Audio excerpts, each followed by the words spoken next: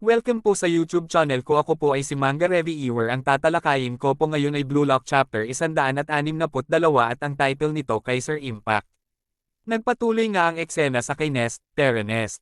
Nagdash nga itong si Kaiser para malampasan ang manlalaro ng Spain, ito naman si Nest nagpanggap nga itong ipapasa, yun pala naghahanda lang para makalagpas sa kalaban.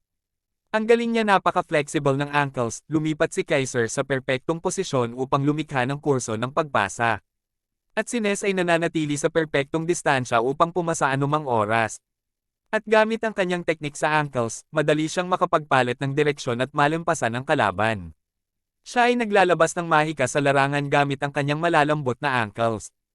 Ito ang tumitibok na puso ng Bastard Munchen, si Ness the Magician. Sabi nga ni Raichi, kung mayroon din akong mahusay na midfielder sa likod ko kaya ko rin mag-score ng marami, mapagpala lang si Kaiser Bastard sa sistemang ito. Isa lang na pagpapakita ang buong team na ito. Oo nga, sige, mga rasyonal na galaw ang ginagawa ng team na ito.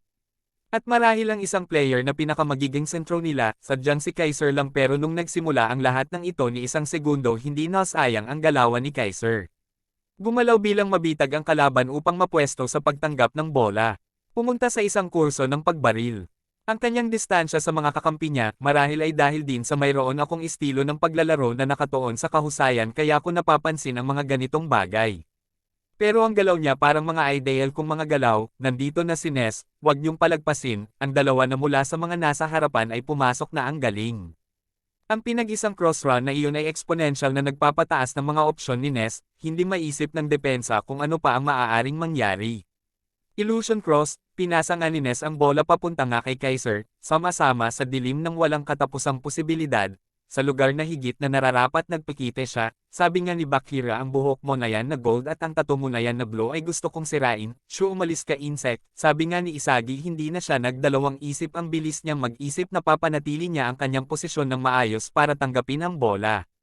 At sa isang pagpapanggap na iwasan niya ang direktang tira para mawala ang huling depensa, napaka-perpekto, at matapos masalo ang bola, sa sandaling lumapag ito, siya ay napakabilis, hindi ko man lang nakita na nagtira siya, yung tira na yun hindi man lang nag-swing ng paa. Humigit pa sa aking ideal na anyo, isa siyang henyo, hindi katulad kay Bakira o kay Nagi, at rin, sa aking larangan, isa siyang henyo ng mga extended play, kinakatawan niya ang aking ideal na anyo, hindi nilagpasan niya pa, Kaiser Impact. Sabi ni Noah ay ang sipa niya gamit ang kanang paa na ginagamit ang buong katawan niya para isagawa, siya ang pinakamabilis sa buong mundo pagdating sa swing, iyon ang isang bagay na talo ako sa kanya. Yun nga ang review ko sa chapter 162, sa uli pa-subscribe at pa-like and share na din po, thank you, try ko palagi ang pinaka-the best ko para maka-review ng maayos.